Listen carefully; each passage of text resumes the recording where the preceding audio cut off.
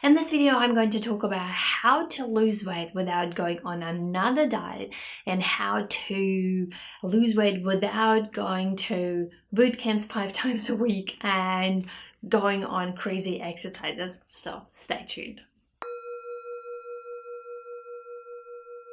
Hi, my name is Eugenia and I'm the founder of Mindfulness, the place to be if you want to create that life and body you want through unlocking our mind and to harness the power of our mind.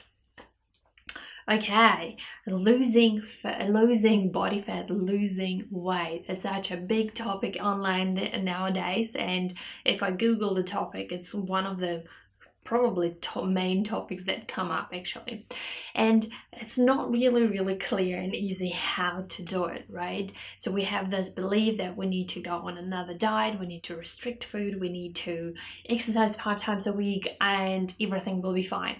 Well, if it was, then we all would be thin and it would all be perfect. So it's not that easy.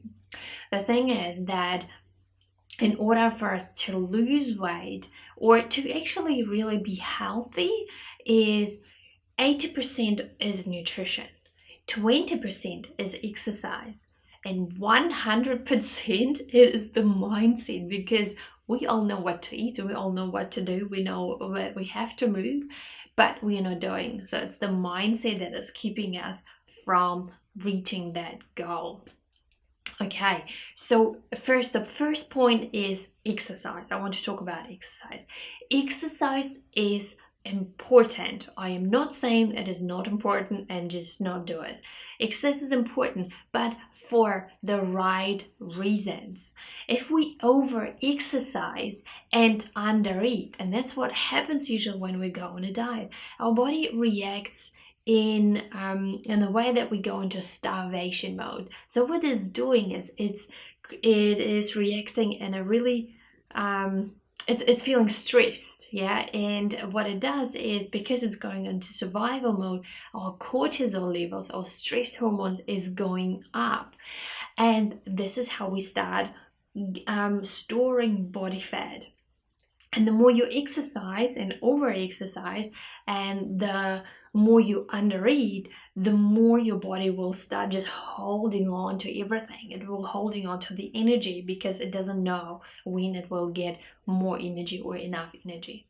So we need to exercise for the right reasons. For the right reasons and also in the right amount. What I would suggest is to depends on your goals, of course, depends on what you are doing, but for our average person, 3 times 4 times a week is absolutely enough. And just mix it up with weight training or strength training. It is important to build muscles with stretching, maybe some yoga, so relaxing postures, and some cardio to get your heartbeat up. So okay, that helps you really to get nice and fit. Point number 2 is we need to eat to lose weight. And why? Because, as I said, our body goes into starvation mode. And if we don't eat enough food, our body will start eating our muscles. It's called catabolism. And what happens is, if we don't get enough nutrients through the food that we eat, it starts using the muscles. And what happens is, when we start losing that strength in our arms, when we start losing our muscles, we get more body fat.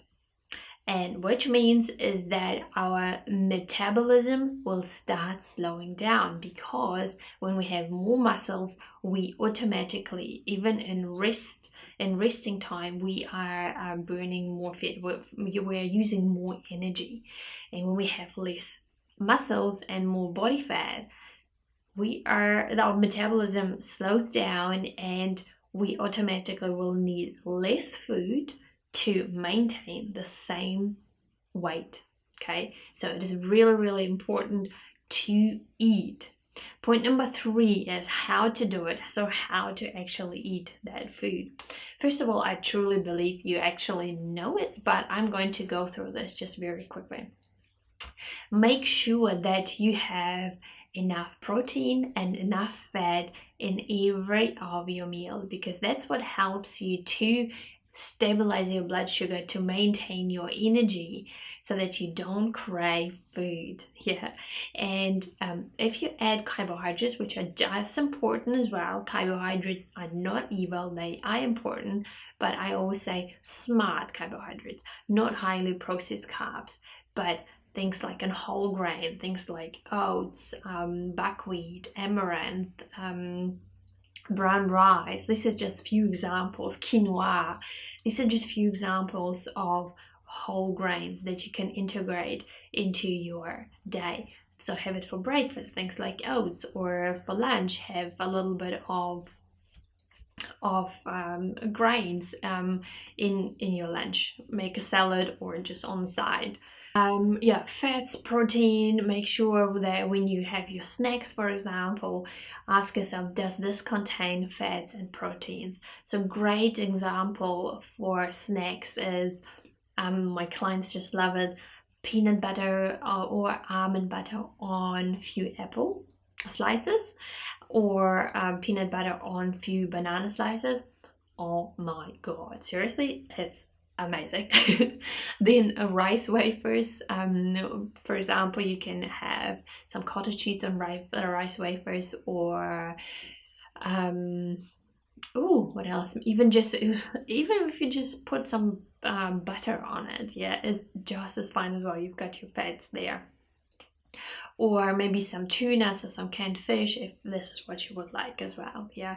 Or hummus, if you're vegan, hummus is another way to integrate some protein into your diet as well. So make sure that you really have balanced diet, that you have good smart carbohydrates, enough protein, enough fats to stabilize your blood sugar, to get your body into burning your own body fat and using your body fat as energy. So rather than constantly needing to feed your body with new energy, so which is constantly needing to feed new food. A fourth point is using your hands as portion sizes. Yeah, it's very, very simple. Just your hands. And for a woman, I use one hand. For a man, I use two hands. So I'm just going to give an example with one hand, and if you guys are listening, then just use a second hand for that as well. So how to use your hands for that? When it comes to carbohydrates, we want to have a handful of carbohydrates. Vegetables, a fist. Protein, a palm-sized protein. And fats, thumb. And that is per one meal, so your breakfast, your lunch, and your dinner. And I actually really encourage for women to use that small plate, bread and butter plate, because that helps you to keep the portion sizes really to just as much as you need to. Because imagine, we have actually our stomach is just only as big as our fist.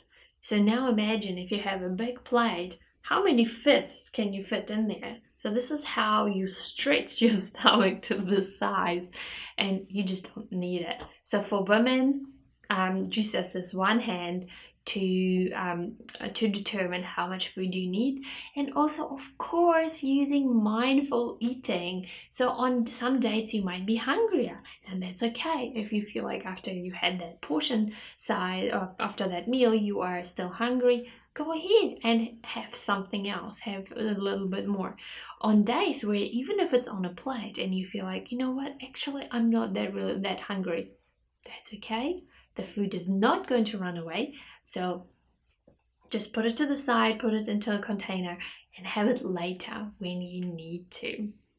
So to help you with more nutrition, I have created a nutrition plan for you. It's a very generic nutrition plan, but that will help you to get an idea. It is basically like a framework that you can work with it. I usually share it really only with my private clients, But this time I decided, you know what, that's okay, because I truly believe that there is so much information out there online that you can find it anywhere else. Something similar maybe anyway. So I will share the link below with that nutrition guide. I hope you enjoyed this video. If you did, please share, like, subscribe, anything that you need to do. Subscribe to this channel if you're new to it, if you haven't yet. And otherwise, share it on Facebook, share with your friends. You never know who might need to hear it today. And for more inspiration, go directly to my mindfulness.nz webpage and subscribe to my newsletter to get more inspiration about things that I don't talk about anywhere else other than just there. So see you on the other side.